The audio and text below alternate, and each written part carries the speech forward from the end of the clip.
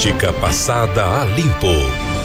Chegou a hora então do Ponto de Vista ao vivo aqui nos estúdios da Rádio Cultura de Timbó. Arão Josino, muito bom dia, Arão. Bom dia, Odair, bom dia, Aldori, bom dia a todos os nossos ouvintes do Repórter Cultura. Bom dia a todos, chegando aí então os nossos pontos de vista nessa sexta-feira. Muito bem, Arão, vamos lá. Semana agitada, né, Odair? Agitadíssima, não falta assunto para a gente conversar por aqui certamente. O primeiro assunto, inclusive, está na nossa enquete do dia de hoje. Acordo entre o PT e o Partido Comunista da China. Eu estava lendo o objetivo desse acordo, né? O objetivo, de acordo com o documento assinado pelo PT e pelo Partido Comunista da China, é que os dois partidos alinhem pensamentos e iniciativas em seus respectivos países. Bom, alinhamento, já que já não existe alinhamento entre os dois? Que belo acordo para o Brasil, hein?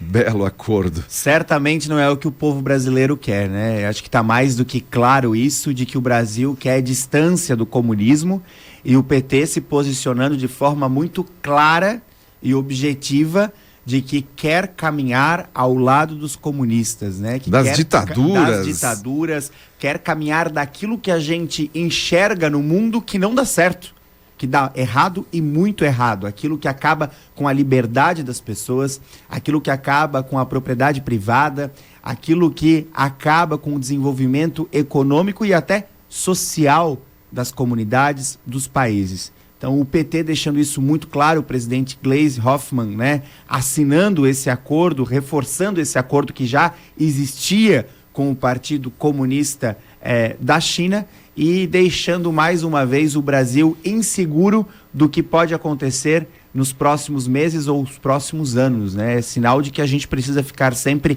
atentos e alertas. É óbvio que isso é mais do que um acordo entre partidos, porque a Gleisi Hoffmann tem chefe, a gente sabe quem é o chefe do PT, não é ela, né? E a gente sabe quem é o secretário-geral do PCC. Do PCC aqui, o Partido Comunista Chinês. Quem é o secretário-geral? Xi Jinping, que é o presidente, entre aspas, ditador da China. Então é muito mais do que um mero acordo entre partidos políticos. Acaba sendo um acordo internacional entre países, né? Exatamente. Então as duas grandes lideranças políticas dos dois países fazendo um acordo de forma talvez indireta ou até direta, né? Muito bem. Marco temporal, também repercutimos isso já no nosso giro de notícias. 9-2 foi o placar. A comunidade Xoclengue aqui festejando, mas um caso isolado aqui em Santa Catarina que traz muita insegurança jurídica, Arão. Odair, o Congresso Federal custa por ano mais de 13 bilhões de reais para os cofres públicos. 13 bilhões. 13 bilhões dos impostos que nós pagamos para manter deputados federais e senadores lá em Brasília. É inadmissível que o Congresso não consiga legislar pautas, assuntos como o marco temporal. O Brasil não aceita, o Brasil não admite isso que o Supremo está fazendo. A forma como o Supremo está decidindo um assunto tão sério, um assunto que vai gerar ainda mais insegurança para o nosso país. São mais de 200 processos que hoje existem lá aguardando essa tomada de decisão do Supremo. E aí eu pergunto, onde estão os nossos deputados federais e senadores? Para que serve um Congresso que custa para os cofres públicos mais de 13 bilhões de reais por ano? Isso é oficial, né? Aquele número oficial, mas custa muito mais que isso. É o orçamento deles, Odair. Agora, enquanto os deputados federais e senadores estão lá no Congresso, como dizem os jovens, tentando lacrar com seus discursos na tribuna, para receber engajamento na rede social, para receber curtida, comentário nas redes sociais, o Supremo tomando decisões que deveriam ser decisões tomadas pelo Poder Legislativo em um país onde nós temos um sistema dito como democrático. Mas que já foram, né, Arão? Já foi tomada essa decisão pelo Legislativo. Por isso que o Congresso não pode admitir isso. Exatamente. O Congresso tem que se posicionar ou vai baixar a cabeça? ou vai baixar a cabeça? Para que serve deputado federal e senador se não for para legislar, se não for para tomar esse tipo de decisão? São eles os representantes do povo brasileiro. Eles foram eleitos de forma direta para que estejam lá tomando decisões por todos nós. E aí o Supremo vem e toma uma decisão muito, muito séria como essa do marco temporal, que vai de forma direta atingir a vida, por exemplo, do povo que mora aqui no Vale. Porque nós temos a situação da barragem de José Boatê, que precisa ser encaminhada de uma vez por todas. Nós estamos passando por um processo climático muito sério. É só a gente ver o calorão que tem feito nos últimos dias, o que vai acontecer nos próximos meses, o que aconteceu no Rio Grande do Sul há 2, 3 semanas atrás, aquela grande enchente. Isso pode acontecer aqui no Vale. Nós estamos dependentes de situações com o marco temporal para resolver a barragem de José Boatê. E mais uma vez eu me pergunto, onde estão os deputados federais e senadores? Agora é hora deles se posicionarem. Eles não podem baixar a cabeça para um assunto legislativo tão sério como o marco temporal.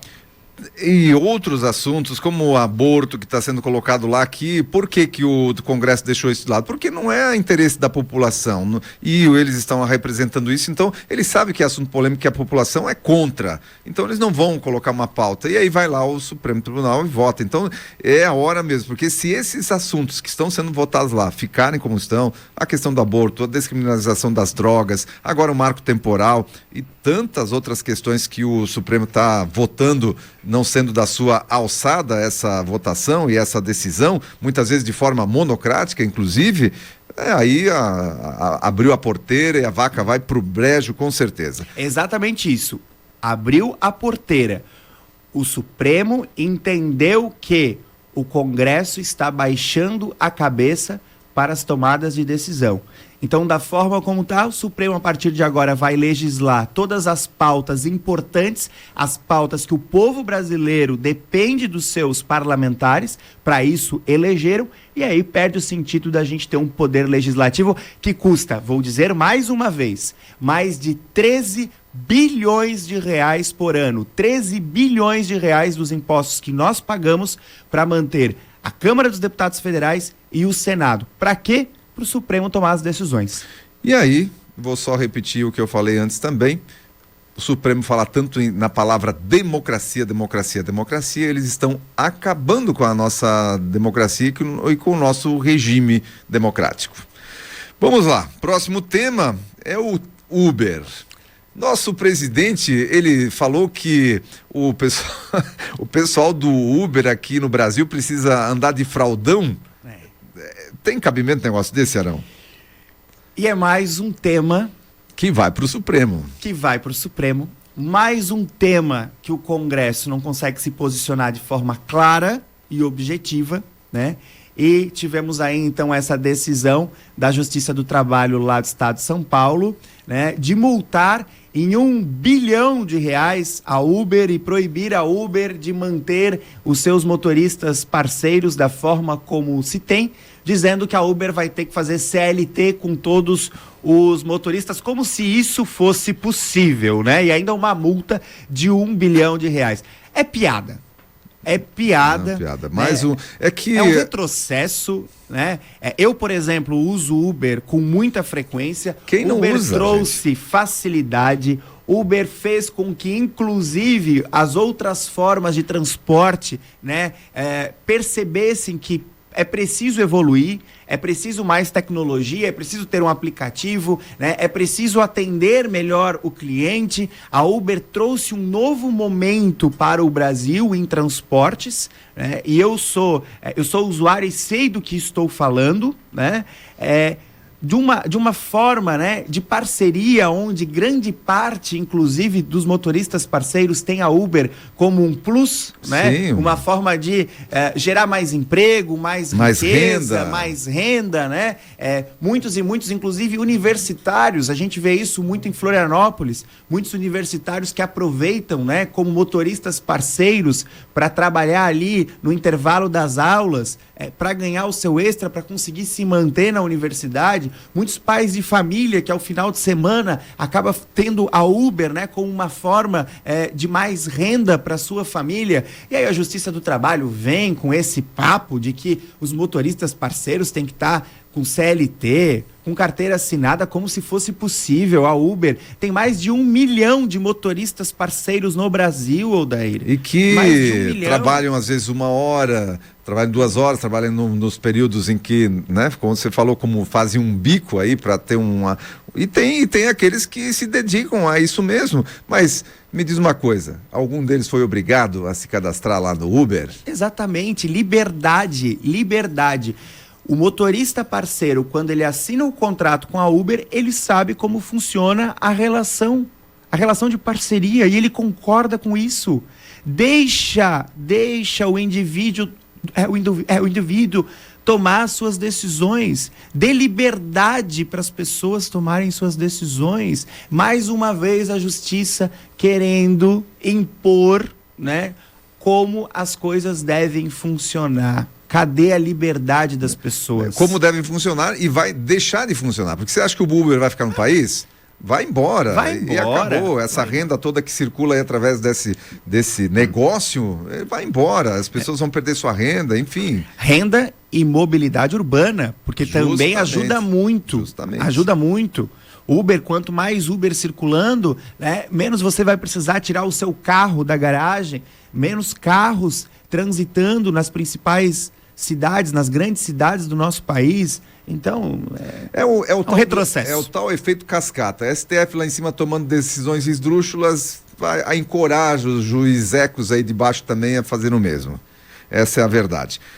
Outro tema de hoje, também vi repercutindo aí umas farpas entre o Alexandre de Moraes e a Gleisi Hoffmann, quando a Gleisi Hoffmann falou aí contra a justiça eleitoral, que devia ser extinta. Fogo no parquinho, né? Fogo no parquinho. Fogo no parquinho lá em Brasília. A PEC da anistia dos partidos políticos tem tramitado lá no Congresso. O objetivo é muito esdrúxulo. A PEC da anistia, ela tem como objetivo anular as multas que os partidos políticos receberam por erro nas prestações de contas, tanto eleitorais quanto dos fundos partidários. Perceba. Os partidos políticos e os candidatos recebem recursos públicos, recursos dos impostos que nós pagamos para manter o partido e para também financiar campanhas eleitorais. Ocorre que quando o partido e a campanha eleitoral não cumpre com a prestação de contas como deve cumprir, a Justiça Eleitoral faz o quê? Faz uma multa, penaliza, certo? Que Gleisi Hoffmann quer? O que essa PEC da anistia quer hoje no Congresso, que está tramitando no Congresso, deseja? Que as multas sejam canceladas. E aí Gleisi Hoffmann, nessa semana, ela que é deputada federal e presidente nacional do PT, né, na audiência, na comissão que estava discutindo essa PEC da anistia, fez uma declaração dizendo que a justiça eleitoral não serve para nada. Não precisa ter justiça eleitoral, que ela tem um custo muito alto para o Brasil, né? E batendo fortemente na justiça eleitoral. Nisso vem o Alexandre de Moraes, né? Rebatendo Gleisi Hoffmann e dizendo que ela não conhece, ela não sabe a importância que a justiça eleitoral tem para esse país. Perceba que o discurso está começando a mudar, né? A justiça eleitoral, que para o PT no ano passado era algo importantíssimo, né? Que eles defendiam com unhas e dentes, agora presidente nacional do PT dizendo que a justiça eleitoral do Brasil não deveria existir. Tá muito estranho isso, né? Muito estranho. E como você disse antes, Odair, certamente a presidente nacional do PT não fala sem combinar a estratégia com o grande líder político do PT, que é o presidente Lula. Então, é por isso que cada vez mais a gente precisa ficar alertas aos sinais, né? Exatamente. E olha, tem duas coisas nessa questão. A primeira, imagina que fosse um deputado bolsonarista, né? Que agora tem tem essa pecha aí do bolsonarismo.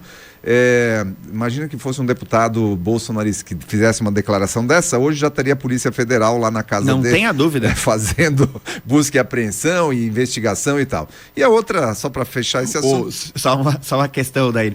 O presidente nacional do Partido Novo, o Eduardo Ribeiro, ele fez uma declaração essa semana justamente sobre isso. Ele postou no Twitter dele, ele disse, olha, se fosse eu como presidente nacional do Novo, tomando essa postura, né, e fazendo esse posicionamento, certamente ia dar problema. Ele falou exatamente isso que você disse. E para fechar esse assunto, na briga entre Gleisi Hoffmann e Alexandre de Moraes, eu torço pela briga, né? Olha, queda na arrecadação. Brasil, então, atinge a marca de R$1 trilhão em impostos arrecadados neste mês de setembro. Então é importante que nós saibamos, nós pagadores de impostos, saibamos o quanto nós pagamos de impostos, né, para os cofres públicos. Chegamos na marca de R$1 trilhão. No entanto, o governo federal está muito preocupado com a queda da arrecadação. Nós tivemos aí, nesse último mês, uma queda de pouco mais de 4% na arrecadação, um valor bastante alto, né, se comparado com o ano passado. Somando todos os meses, os 8 meses do ano de 2023, a nossa arrecadação aí teve queda de um pouco menos de 1%. Então o governo federal está bastante preocupado com isso. No entanto, não demonstra também, às vezes, muita preocupação quando se discute compra de aeronave, né? Exatamente. Então, gasto público. Está preocupado, mas ao mesmo tempo está gastando muito com viagens internacionais e com alguns luxos. É meio redundante, mas enfim, né?